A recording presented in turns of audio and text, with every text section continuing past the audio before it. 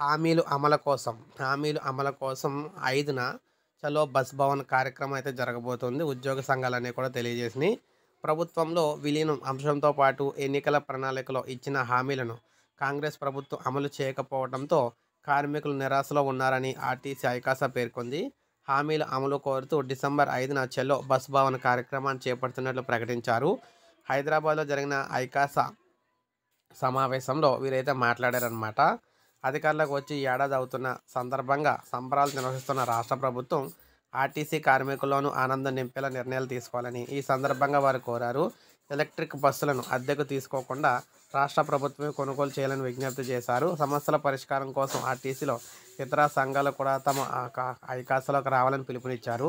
Regional provident fund కమిషనర్కు లేఖ రాసినందుకు RTC యాజమాన్యానికి staff and workers federation union ఒక ప్రకటనలో కృతజ్ఞతలు తెలిపింది.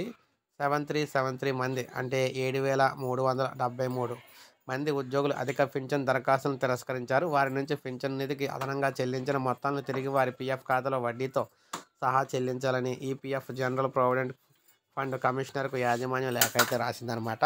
సో ఈ విధంగా డిసెంబర్ 5వ తారీఖున తెలంగాణలో ఉద్యోగ సంఘాలు అయితే ప్రభుత్వానికి వ్యతిరేకంగా కార్యక్రమం అయితే చేపడుతూ ఉన్నాయి. సో ఇది మనకు అప్డేట్. ఒక లైక్ చేయండి, సబ్స్క్రైబ్ చేసుకోండి, ఛానల్ సబ్స్క్రైబ్ చేసుకోండి.